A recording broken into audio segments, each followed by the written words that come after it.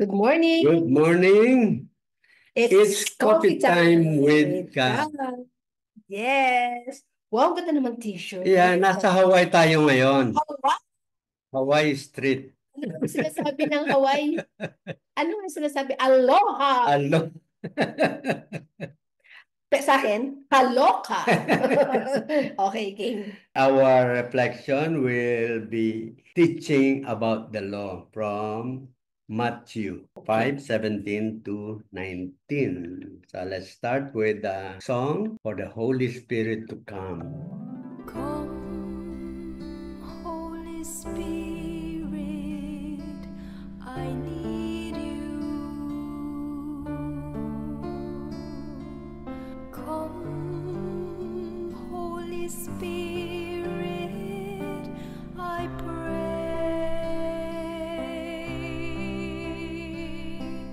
Come with your strength and your power. Come in your own special way. Come like a spring in the desert. Come to the weary of soul. Oh, let your sweet healing power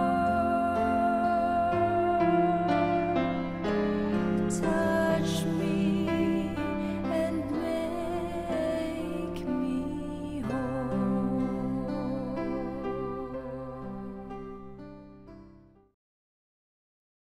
A reading from the Holy Gospel according to Matthew. Jesus said to his disciples, "Do not think that I have come to abolish the law or the prophets. I have come not to abolish, but to fulfill. Amen, I say to you, until heaven and earth pass away, not the smallest letter or the smallest part of a letter will pass from the law until all things have taken place. Therefore, whoever breaks one of the least of these commandments and teaches others to do so will be called least in the kingdom of heaven. But whoever obeys and teaches these commandments will be called greatest in the kingdom of heaven." The Gospel of the Lord. To you, Lord Jesus Christ. Amen. So, ako naman, ang sa akin, ang na-pick up ko dito yung obeys and teaches. Obey and teaches. Yes. Yeah, So, okay. parang masyado siyang importante. Lalong-lalo na tayo na nag-aaral tayo ng Word of God. So, syempre, pag naiintindihan natin, we obey. And when we obey, ang fruits nun, minsan kahit wala sa isip mo magturo, yung actions mo towards the people that you meet every day or even in your family, lalabas yun. It is like teaching na rin. 'Di ba? So, kung, syempre, galing dito kay God, no? Anong sabi ni God dito? May promise pa siya sa atin. Ang promise niya na kung ikaw nga mag-obey and you teach no, these commandments, yung natutunan natin, yan ang talagang tatanungin ni God, lalong-lalo na sa end ng buhay natin. So, masaya sa akin yon kasi yan yung ini-aim ko, no? Kasi senior na tayo, alam mo naman. So, anytime, pwede tayong tawagin ni Lord. Kaya, kailangan ready tayo, lalo-lalo na dito sa sinasabi niyang teaching others, even Yeah. through our actions. Okay. So, ang nakuha ko ron, ang ganda. Obey. At pagka ikaw ay nag-obey, na pumapasok na sa buhay mo yon. So, automatically, parang hindi ka na makapagpigil na itinuturo mo yung iyong sinusunod. And you are specifically, particularly referring doon sa mga utos or turo ng ating Panginoong Jesus. Yan, hindi Amen. yan kahit saan obey or ano. Talagang nakapokus yan doon sa mga commandments ng ating Yes. Panginoon Jesus. Yan, ganda. Ako naman, yung sa akin, fulfill. Fulfill. Halos parang pareho nun sa'yo. Pero itong fulfill na ito is not really parang to the letter. Kung ano yung, ang dami nung kasi ang daming mga laws na ginawa, no? Mga lahat yon is leading to fulfilling the commandment. Noon pa, nung simula pa, may mga commandment na. And then God has made it very easy for us to understand yung kanyang law of love. Yun. Dalawa lang yun. Di ba? Sabi niya, love the Lord your God with all your heart, with all your mind, with all your strength. Lahat yun. And then love your neighbor as yourself. So yung dalawang yun, it's all about how to fulfill the law of God. Di ba? So yun yung sa akin, fulfill is to follow the law of God using the simplest law para maging guide at maging madali. Hindi maraming mga komplikasyon or minsan kasi pagka yun sumusunod ka lang dun sa sa law, batas mismo, minsan nawawala rin sa spirit of the law. Okay, so Okay. yan. So, ang na-pick up ko sa iyo yung ano yung action na fulfilling. Doon pa lang sa word na fulfill, palang sinasabi na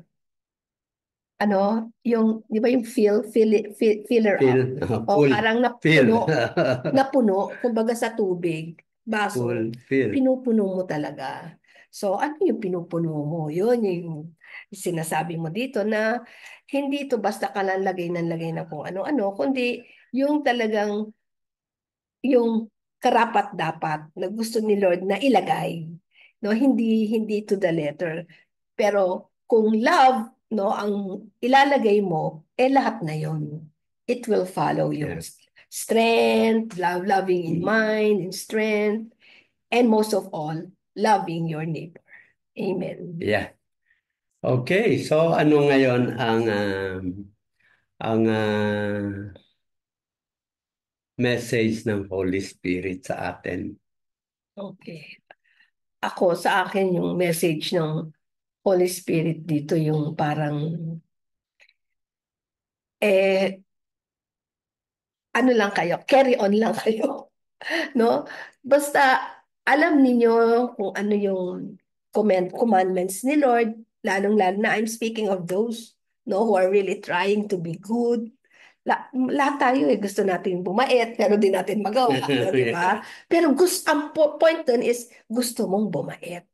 Ngayon, pagka nandoon na yung grasya ni Lord, and it will come. No, mangyayari yon. So pag nangyari yon, tulad ng sinabi mo, it will fulfill yung promise ni Lord sa atin na makakasama natin siya sa langit pag ginawa natin yung dapat nating gawin, which is kung ano yung natanggap natin sa Kanya, yun din yung ibababa natin. Hindi natin papalitan yung teaching.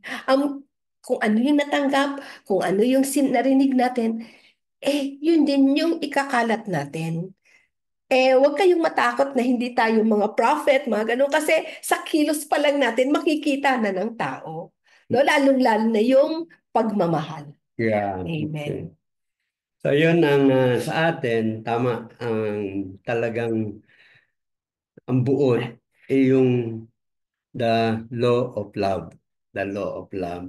Pero sa akin, ang dagdag ko lang doon, yung bang fulfill, this means that yung disposition ng aking puso, ng aking pag-iisip, ng aking mga emotion, ay kailangan meron niyang parang pinakasimpleng guide na pwede kong makuha para hindi na ako nahihirapan minsan sa different interpretations.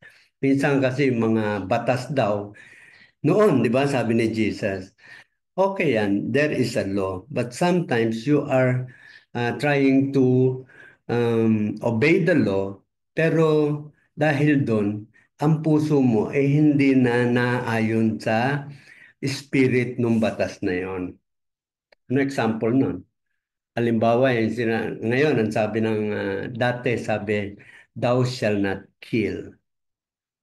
Merong si Jesus, ang sabi niya, nagkakasala ka na kung ikaw ay nagagalit sa isang tao. So that means that will help you.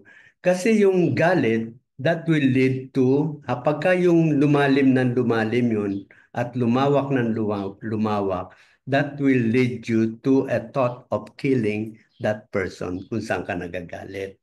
So si Jesus, ang kanyang sinasabi, if you have love from the start, yung galit na yan, may iwasan na. At kung wala kang galit, wala kang dahilan para pumatay.